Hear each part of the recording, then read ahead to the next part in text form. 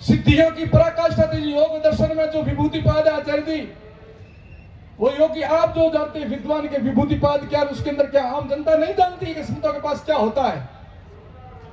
बाटोड़े ओखद ने मुंडोड़े हाथ साधुरी कोई ठा नहीं पड़े। मोहनपुर जी के महाराज के पास में सिद्धियों की एक खान थी। कौन व्यक्ति ऐसा है जो मोहनपुर जी के बारे में नहीं जानता है, या मोहनपुर जी की सिद्धियों के द्वारा किसका कल्याण नहीं हुआ है। प्रत्येक घर के अंदर ऐसी घटना घटी होगी। मैं उदाहरण और दूं, ये रिकॉर्ड हो रहा है और इसको जांच करके पता करें। अपने पुलिस अधिकारी जोगाराम जी जांगीड़, जोगाराम जी के चाचा मानाराम जी कल भी यहां थे। 3rd स्टेज का कैंसर अहमदाबाद सिविल हॉस्पिटल में ले गए और डॉक्टरों ने मना कर दिया कि जाके सेवा करो। शीतर का पहला सुधार उनका मित्र के एक बार मोहनपुर जी के पास ले जाओ, देखो हो जाने जाना तो है ही। उस स्थिति में मोहनपुर जी के पास लेके आए।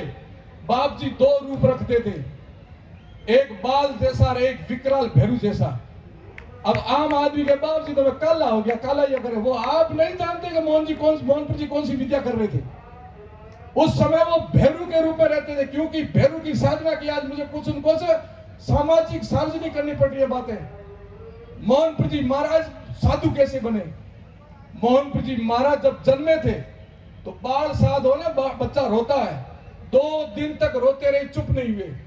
डॉक्टरों ने मना कर दिया कि हमें ये इसकी बीमारी पकड़ में नहीं आती। उस समय धर्मपुर जी महाराज के पास ले आए कि बाप जी टाबर रोया बंद को नहीं, डॉक्टर हम को बीमारी की करे। धर्मपुर जी ने ध्यान लगे के कहा कि कोई बीमारी नहीं है, पूर्व जन का संत है, इसलिए संत बनेगा तो ये रोना बंद है। तो के बाप जी मर तो कहीं करो, जीव तो रहा अपना संकल्प। जैसे संकल्प किया ऐसे रोना बंद कर दिया। और वो भी 5 वर्ष की उम्र में मठ में आ गए थे और उन्होंने 14 वर्ष की उम्र तक तारातरा मठ में रहे और बाल्य काल में यहां से निकल गए और जाकर के हिमालय में, काशी में, जूनागढ़ में, वहां अलग अलग जगह के अलग अलग सिद्धों के पास बैठ कर गए। वो सिद्ध परंपरा को, तारातरा की जो सिद्ध परंपरा, उसको और 4 चांद लगाने के लिए विद्या सीख के आए। ऐसे नहीं आए मोहनपुर जी। तो वापिस आए तब सब हमारे ठाकुरदार चौधरी साहब धर्मपुर जी के पास बैठे थे। बोले मोहनपुर जी कहीं के आयो, बाबू जी टाइम बर्बाद करके आयो, कि अभी परीक्षा लेते।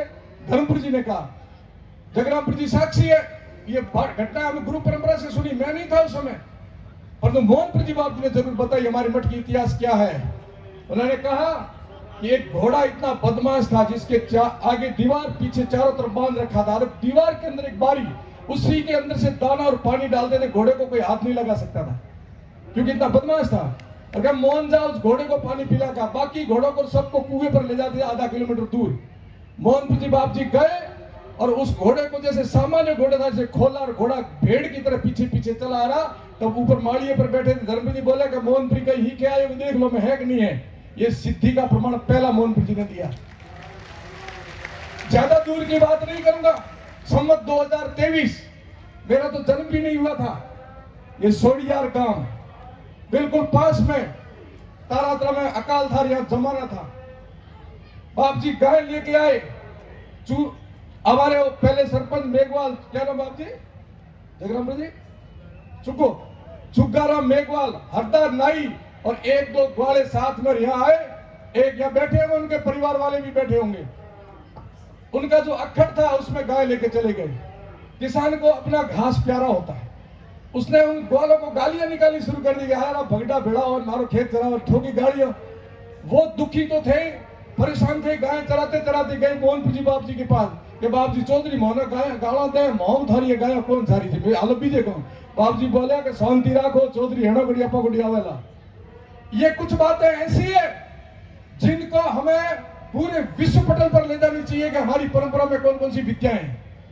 हम पाखंड नहीं फैलाते, हम अंधविश्वास नहीं फैलाते, तो भारतीय जो परंपरा रही है उस परंपरा को आज के युग में प्रकट करना ही चाहिए। गए, आप सब जानते हो, कुछ ऐसे चश्मदी गवाह बैठे होंगे कि चौधरी हमार आवेला। भोजन करने गया, सांप, बिच्छू, परड़े, पूरा घर भर गया। उनकी घरवाली बोली गया कई उरे के भने ठारी है, कई होता तू कठे मरे तो कोनी। बाप जी ने कहीं बोले तो कोनी के बाप जी ने गाड़ा में ग्वाले काटी थी। गाड़ा ने कहा जा बाप जी गोडी पगे पड़ निकले हैं, सत्यानाश हो जाला। बाप जी गोडी आवे हंसे बैठा बाप जी क्यों आयो चौधरी थारे आयो कि नहीं आयो कि आयो चौधरी ने कहा ढोलियो पकड़े मारे तावड़े में आयो छाया में ले जा और जो गया कालो नाग एकदम काला कोबरा पलंग के ऊपर अरे बाप जी उठाई पड़ा मने बचाओ तो तू चिंता मत करे अपने आप जावेला चाहे जाल में घुसो के बोल क्या करेगा क्या थे कौन जो करेगा बोल 4 हाथी गढ़ गौरचर जमीन छोड़ वो जमीन उसने दी। फिर गाय भड़कती थी के बाप जी गाय भड़के चौंध न करो कुमट एक हुकोड़ उभो तो बोले वो खूंटो हुए तो रोको को नहीं तो क्या जो हिलावे उखड़े को नहीं कि आगा हो हूं बोला मंत्र थे लगा हाथ बोले 4 चौधरी 5 वो फकड़ पड़ जा लकड़ ठोकी जो हेठो गाय रोपिन पाछू लीलो हो गयो ये कहानी नाम खूंटो पड़ो है। ये मोहनपुर जी महाराज का स्थापित है खूंटा धर्मपुर जी का नहीं है। बोर्ड लगाया है इनको संशोधन करना है। ये धूना धर्मपुर जी का नहीं है मोहनपुर जी का स्थापित किया हुआ है। इस सिद्ध परंपरा को समझो आप ऐसे सिद्ध पुरुष हुए। मैं संक्षिप्त में तारतरा का परिचय दूंगा। जैतपुर जी महाराज का जन्म खटोड़ा में हुआ है। संत बीज पलटे नहीं जे जुग जाए अनंत हर घर उत्पन्न रहे संत का संत। संत का बीज नहीं पलटेगा उसका प्रारब्ध कहीं के ले जाएगा। ये जरूर है कि प्रारब्ध के हम सन्यासी हैं। पूर्व जन की तपस्या का फल है कि हम तारात्रा में आए और तारात्रा के शिष्य बनने का हमारे कोई तप किया तब बने। जगरामपुर जी आप पहुंचे ना तो इनके पूर्व जन मैंने कहा कुछ कर्म सुनना कुछ कर्म गति कुछ प्रारब्ध के लेख और कुछ हो गुरु कृपा और कुछ हो स्वविवेक तब आदमी पहुंचता अपने ध्येय तक लक्ष्य तक। हम प्रारब्ध के संत हैं। हम ऐसे नहीं बने संत। हमारी पूर्व जनों की तपस्या भी है हमारे साथ में गुरु कृपा भी हमारे साथ में हमारा विवेक भी है। ये किसी से लिया नहीं जाता है। गादी खोसी नहीं जाती है। गादी भी परंपरा से प्रारब्ध से मिलती है। ये एमएलए मंत्री पद भी है इसमें भी कोई प्रारब्ध है आपका पुण्य ही है। नहीं तो बहुत सारे एमएलए बहुत सारे जनप्रतिनिधि होंगे परंतु आपके प्रारब्ध में तगड़ा कोई तप है।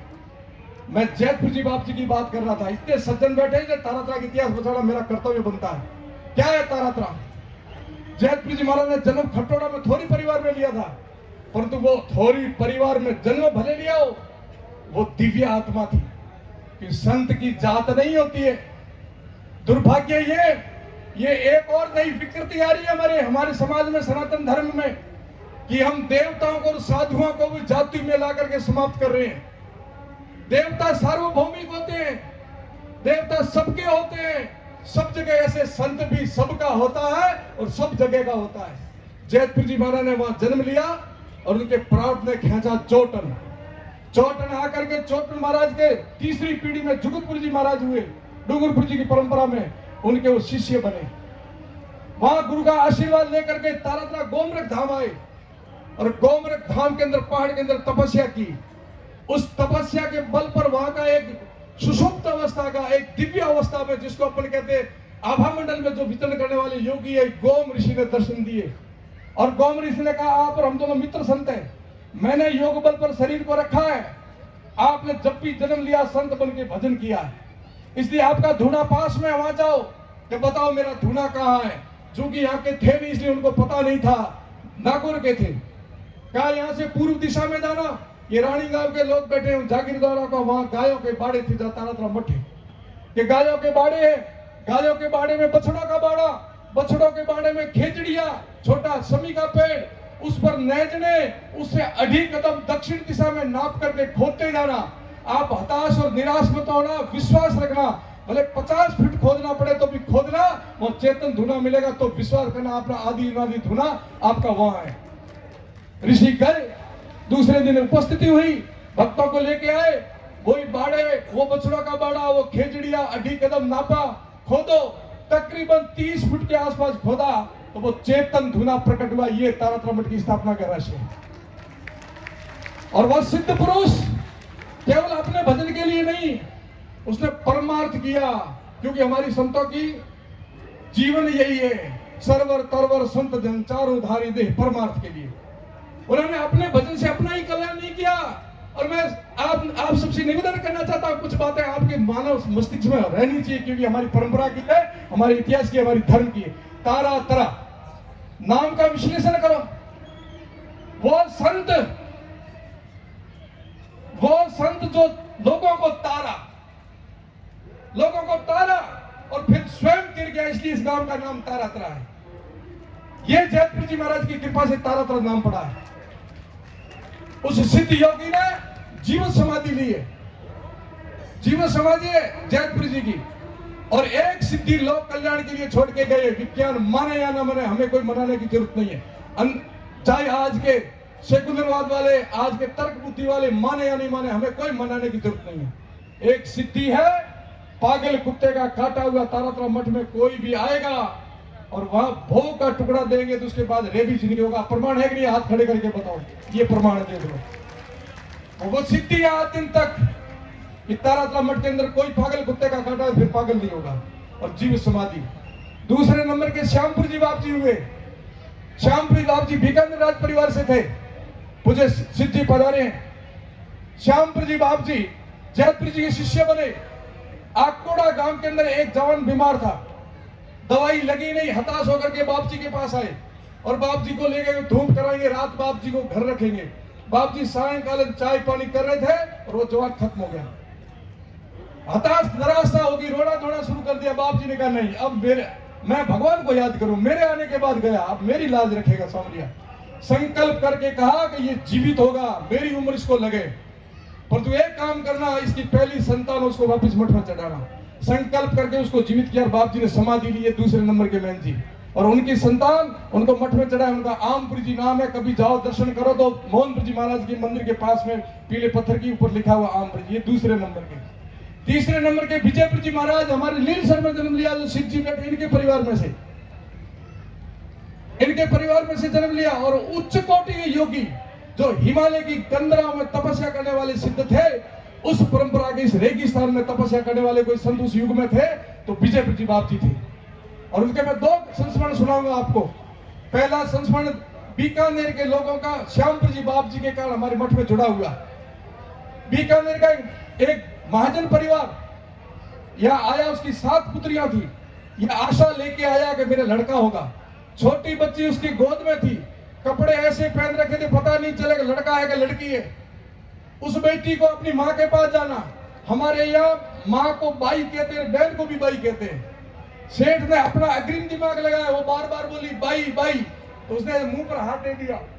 विजयपुर जी बाप जी ने कहा सेठा हूँ हेम जानो बाई एक भाई, तो मतलब भोड़ो मत समझो, पर थारे हमें बाई जावेला। 7 पहले 8वीं फिर आ जाला बाप जी बचन में निकले। अब क्या करें, सामने गाय खड़ी थी मुख्य द्वार के अंदर। जगराम जी सब जानते हमें इस इतिहास की घटना, क्योंकि हमारी ये कमी रही कि हमने इसको सार्वजनिक नहीं किया, आज मैं सार्वजनिक कर रहा हूँ। गाय खड़ी थी, पूरी काली थी, बीच में सफेद टीका था। पहले टीकली खूब खींचड़ो खाया मठरो, अब जा हेठारे गए सेठ के घर जा और सुखी होगी तो सेठ को सुख देना। उसी समय गाय ने प्राण छोड़े और 9 महीने बाद लड़की के रूप में आई। जैसे गाय के टीका था, इसका स्वयं का टीका लेकर के आई। जब तक जीवित थी तब तो मठ में आती नहीं, तो गाय यदि बाप जी फेंक दी। ये विजयपुर जी बाप जी, विजयपुर जी बाप जी की भी जीव समाधि।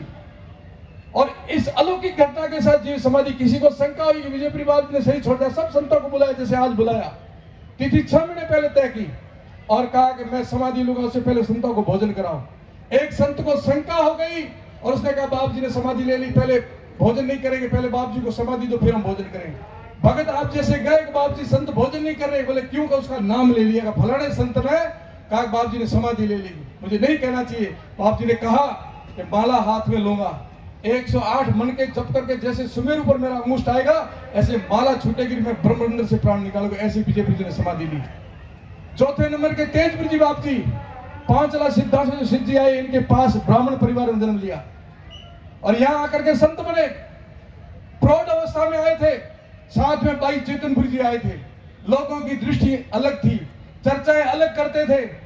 तेजपुर जी ने भिड़ी बाई है, तेजपुर जी केड़ा है, कठहरा है, परंतु विजयपुर जी वो सिद्ध पुरुष जिन्होंने माला लेकर के समाधि ली थी, उनके पाटवी शिष्य धीरपुर जी को घोषित कर रखा था। जब बस्ती ने कहा बाप जी चतर उड़ाओ, तो बोले तय था सबको कि धीरपुर जी को उठाना। धीरपुर जी के कुटुंबी भी यहाँ बैठे होंगे, धीरपुर जी को उठाओ। बाप जी ने कहा नहीं, तेजपुरी ने उठाओ। अरे क्या बाप जी थारे पाटवी धीरपुरी और तेजपुरी मोने ओळखे कोनी, मैं तेजपुरी ने ओळखो नो कहीं। तेजपुरी को दुनिया ओळखेगी और दुनिया को तेजपुरी जी ओळख। विजयपुर जी का वचन, आप चले जाते थे तेजपुरी आपकी 7 पीढ़ी बोलती थी विजयपुर जी के वचन के कारण। अंततः वहां उस समय के लोगों ने बड़े विवेक से काम लिया। उन्होंने कोई किसी प्रकार का ऐसा नहीं किया कि बाप जी ने कहा हम नहीं करेंगे, हमारी करेंगे, मन की करेंगे, नहीं किया। उन्होंने कहा जो बाप जी ने कहा हो सिरोधार्य है। मेरा ऐसा मानना है कि विजयपुरी जी का दूसरा रूप यदि किसी को देखना था तो वो मोहनपुर जी थे। और उस परिस्थिति को देखते हुए धीरपुरी जी को डावा जीमड़ा कर तेजपुरी जी ने चादर दी गांव वाले। धीरपुरी जी को कहा धीरपुरी मठ में आ जाओ, विजयपुरी जी ने बुलाया, नहीं आए तो बाबू जी बोले फिरता जी ने फिरती जिंदगी निकाली।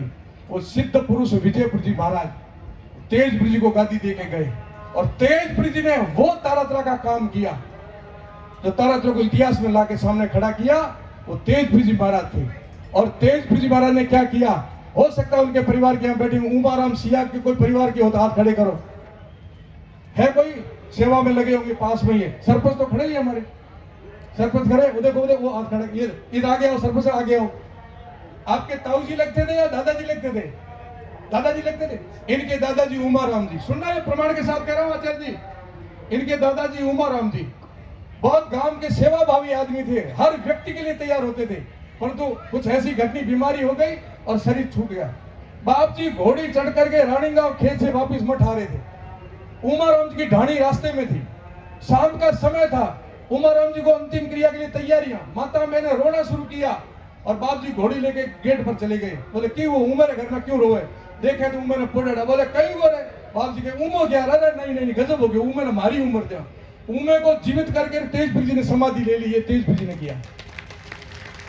और आज जो हम धर्म राखे भरम कहते हैं ना, वो धर्मपुरी जी प्रारब्ध के संत थे। जैसे जन्म लिया सूतली सूरजचंद में, ऐसे ही पूरे घर के अंदर वैराग के भाव से जो घटनाएं घटी, पूरा परिवार मठ में आया। और जब धर्मपुरी जी का प्रवेश हो रहा था, उसमें वो केवल चल सकते थे, बोलने की उम्र नहीं थी, इतने थे, पैरों से चल सकते थे। और उस अवस्था में विजयपुरी जी के ढोलिये पर चढ़ गए और विजयपुरी जी बोले गए मठरो मैन थे आगलो, ये आगलो मैन थे। वही धर्मपुरी जी आज हमारे हृदय में देवता के रूप में विराजमान है। थोड़ी सी अल्प आयु के अंदर वो सिद्धियां प्राप्त की जो हमारी डूंगरपुरी की परंपरा की थी, जो चैतपुरी की परंपरा की थी। मैलू गांव के अंदर, मैं नहीं इतिहास कहता, मैं नहीं सब जन जन कहता है कि एक ऐसी, आप कुछ लोग नहीं मानेंगे, वो मैं नहीं बनाना चाहूंगा, दो प्रकार की तांत्रिक विद्याएं होती है, एक सात्विक और एक तामसिक। हम जो बैठे हमारे पास सात्विक तांत्रिक विद्या है, और जो दूसरे समाज से या दूसरे परंपरा से हैं उनके पास तामसिक विद्या ज्यादा है। और वो उच्चाटन करते हैं, परेशान करते हैं, किसी के पकड़ में नहीं आएगा, प्रशासन डॉक्टरों के पकड़ में नहीं आएगा कि ये मर कैसे रहे। प्रतिदिन 8-9 व्यक्ति मरते थे मैलू के अंदर, तकरीबन 90 से 100 व्यक्ति गए, तब धर्मपुरी जी को ले गए। और धर्मपुरी जी को ले जाकर कहा, बाप जी ने सुबह प्रातःकाल जाकर के शमशान भूमि के अंदर अपने योग बल से धूप किया और वापिस एकदम पसीना पसीना हुए आए। द्वारकादास जी सेठ के घर में आसन था, चद्दर ओढ़ के बैठे कि कोई भी मुझे स्पर्श मत करना जब तक मैं नहीं कहूं। घंटा भर बैठे रहे, 1.5 घंटा बैठे। इतने में ढाड़ियों में से एक भक्त आया, उसने जबरदस्त नमस्कार करने के बहाने, और होनी थी कोई, स्पर्श करते बाप जी ने कहा अब आप में से कोई नहीं मरेगा, मुझे अभी समाधि लेनी पड़ेगी। ऐसे धर्मपुरी जी ने समाधि ली। उसके बाद मोहनपुर जी महाराज, सब जानते, मैंने पहले भी चमत्कार बता दिए कि उस सिद्ध पुरुष को समझना, जो भाग्यशाली वो समझ गए, वो न किसी प्रकार के थे, उनका प्रकार एक शंकर का रूप था। इसलिए आजकल हम मालनी के महादेव से उनको पुकारते हैं। वो 2 रूप रखते थे, बाल रूप आपने देखा, वो बच्चे जैसी बातें, बच्चे जैसी गतिविधियां करते थे, और विकराल रूप रखते थे, तब वो दूसरा रूप रखते थे। मुझे सौभाग्य मिला कि मैं 5 वर्ष से लेकर के 50 वर्ष तक महाराज जी के साथ रहा हूं, और मां की तरह पाला, पिता की तरह संरक्षण दिया, और गुरु की तरह आशीर्वाद दिया, ये बांधा दिया, गादी दी, और अपने कुछ ज्ञान था वो भी दिया है। तो मैं परम सौभाग्यशाली मानता हूं, मैं मोहनपुरी जी का एक महान कृपा पात्र हूं। उस परंपरा का मैं एक बात करके मेरी बात पूरी कर, कोई महिमा मंडित नहीं कर रहा हूं। वास्तविकता ये कि नास्तिकवाद खत्म होना चाहिए। वास्तविकता ये कि हमारी विद्या, हमारी परंपरा, जो सनातन परंपरा पूरे विश्व का गुरु था, उसको स्वीकारोक्ति करवानी पड़ेगी।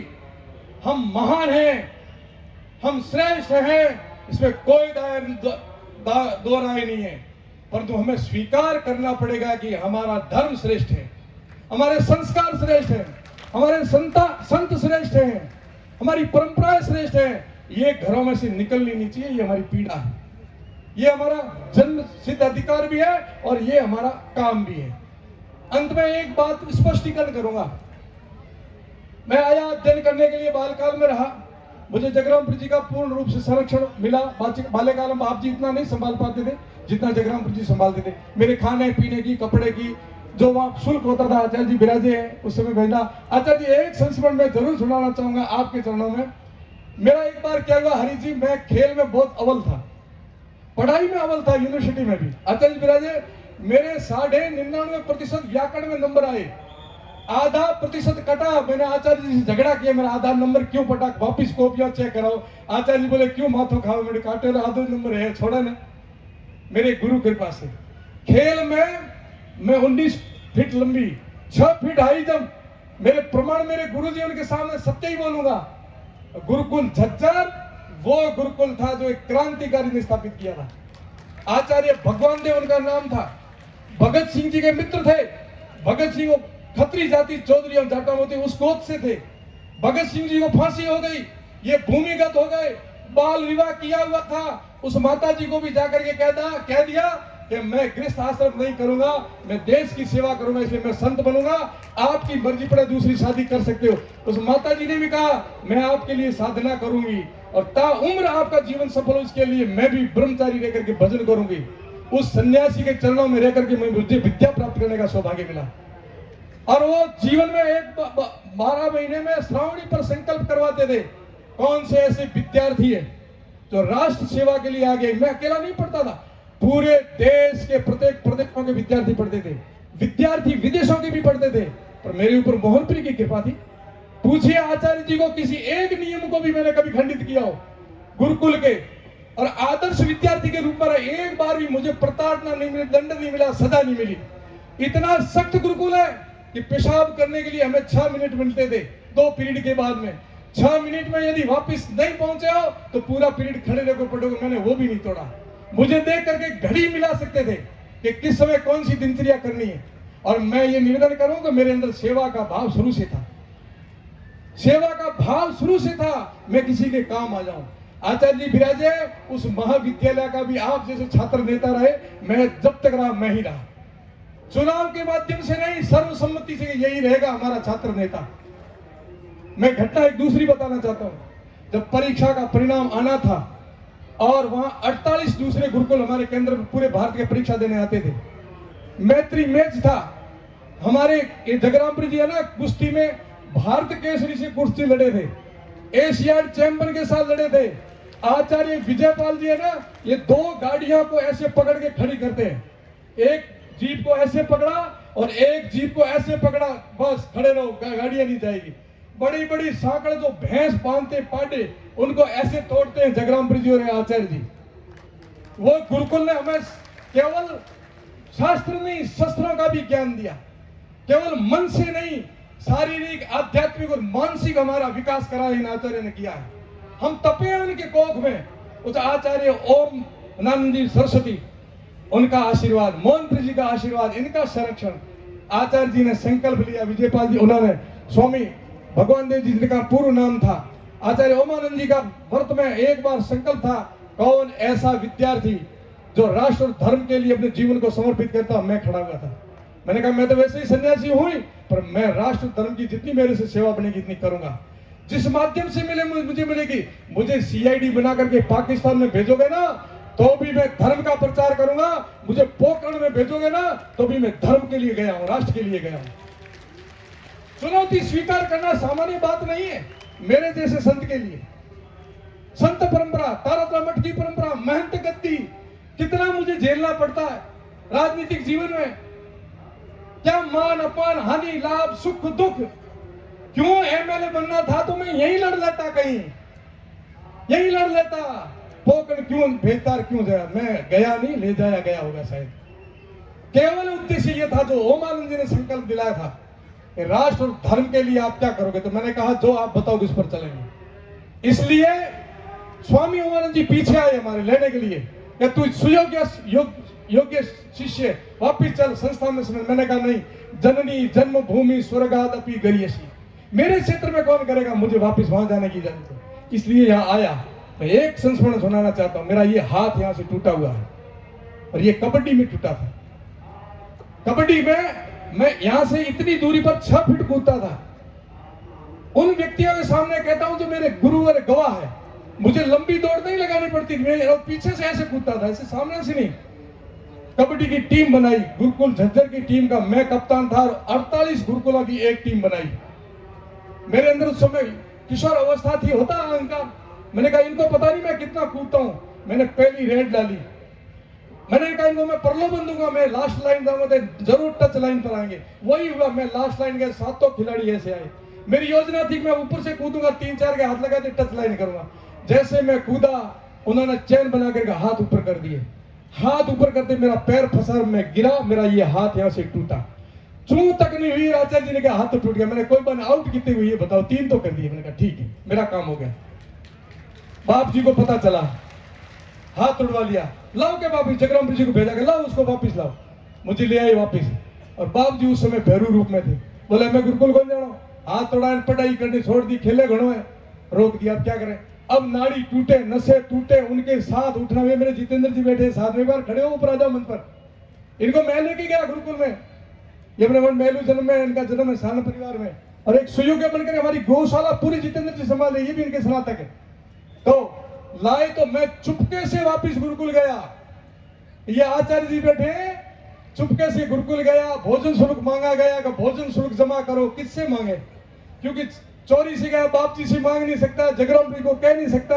आचार्य जी ने कहा जमा तो करना पड़ेगा। मैंने कहा आचार्य जी अपना रसोईया होशियार सिंह छुट्टी गया हुआ, मुझे रसोईया बना दो आप। मैंने 3 महीने तक उन विद्यार्थियों के आचार्य की 1500 के स्टाफ की रोटियां बनाई। और रोटियां बना करके वो वाह आशीर्वाद लिया, भाई बहुत बढ़िया विद्यार्थी, बहुत कर्मठ है। इतने में होशियार सिंह जी आ गया, वो होगी जगह पूर्ति होगी, अब क्या करे। इतने में दीपू पाली जो गाय चराता था वो चला गया। मैंने कहा आचार्य जी अब गाय चराने भेज दो। और गाय चराते चराते मैंने अष्टाध्यायी याद कर ली थी। और मेरा वहां भाग्योदय हुआ। अष्टाध्यायी में आप जैसे जनप्रतिनिधि आते थे, बड़े बड़े नेता और भामाशाह, जो विद्यार्थी प्रतिभावान होते उनके लिए छात्रवृत्ति बांधते थे। मुझे जहां तक याद है 700-800 रुपए उसमें मेरी छात्रवृत्ति बनी थी।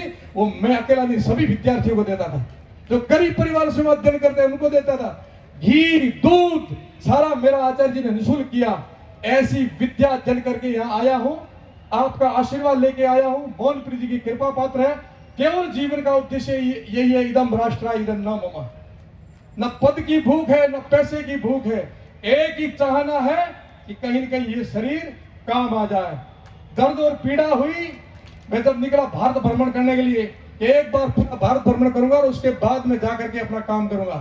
तो दक्षिण भारत में गया, पूर्वोत्तर में, तो वहां चर्चें ज्यादा देखी और मंदिर कम देखे। दक्षिण भारत में आया तो क्षेत्रवाद हावी देखा, हिंदी पर कालिक पहुंची हुई देखी। बीच के भाग में आया तो अराजकता देखी। और दुर्भाग्य ये कि मेरी जन्म भूमि में आया, मैंने कल्पना नहीं की थी। साहब भी कह रहे थे कि जब मैं नवोदय विद्यालय में पढ़ के आया तो मुझे पता नहीं था कि जाति क्या होती है।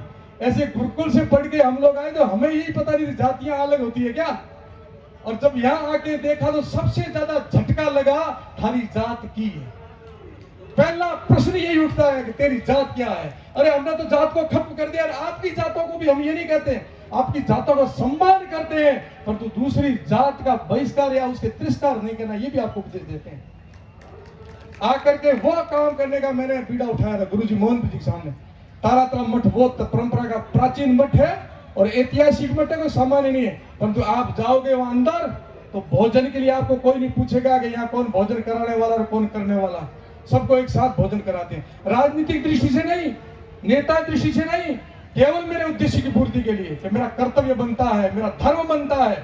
मैं नहीं करूंगा तो और कौन करेगा। हमारे धर्म स्थान है, ये एक प्रकार से सामंजस्य के स्थान है, ये समन्वय के स्थान है। इनको नशे के अड्डे बना दिए, छुआछूत के अड्डे बना दिए, धर्म का प्रचार कैसे करेंगे हम लोग। इसलिए पहला काम ये किया, वहां अफीम मुक्त आश्रम मठ के अंदर किसी प्रकार की कोई मनवार नहीं होगी। मुझे कहा जोड़ी को नहीं दिया, मैं भले मत ना भाई, थोड़े पुण्य वाणु दियो, मानो तो दियो कौन।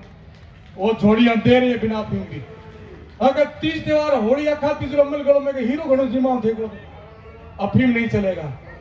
तो ये संकल्प लेकर के आपके बीच में आया। मुझे कोई चाहना नहीं आपका प्रेम मिले, आपका आशीर्वाद मिले, मुझे समझे, मैं आपको समझूं, आप सब हम अपने वेद की वो ऋचा याद रखें। बाकी कुछ ऐसी बातें मैं नहीं कह पाऊंगा, गुरु की कृपा है। इस वचन से, तारात्रा की परंपरा से कुछ ऐसी घटनाएं भी हुई है जो ना होनी थी, विज्ञान भी नहीं मानता, परंतु जब होती है प्रत्यक्ष प्रमाण, आई विटनेस से बड़ा कोई प्रमाण नहीं है। मैं प्रमाण हूं, मैं कभी आपको एकांत में बताऊंगा कि क्या क्या जीवन में घटी है। मैं पुनः इतना ही कहना चाहता हूं कि ये सब आस्था के केंद्र जितने बड़े, एक मैं नहीं हूं, ये जितने संत परंपरा के संत हैं, इनके पीछे कोई इनकी तपस्या है और इनकी परंपरा के अंदर बहुत सिद्ध पीठ है, एक एक से। इनके प्रति हमारी वही श्रद्धा होनी चाहिए कि संत हमारे हैं। कोई किसी प्रकार का, हरीश जी ने बहुत अच्छा कहा कि किसी प्रकार का भेद नहीं, कोई ऊंचा नीचा नहीं करना है, अपना पराया नहीं, अजब नीचा परोवेती करना लघु चेसा। वो भाव, ये संत हमारे लिए सबके सम्मान संत है। और हिंदू धर्म के अंदर वो संदेश देना है कि संत को जात में नहीं बांधना और देवता को भी जात में नहीं बांधना। देवता हमारे सबके हैं और साधु भी हम सबके हैं। तब हमारे धर्म की ध्वजा को हम पुनः ले जाएंगे। इस धर्म में से दूसरे कई मत निकलेंगे, हमें प्रसन्नता है, परंतु ये धर्म की ध्वजा पूरे विश्व में मानव को मानव बनाए।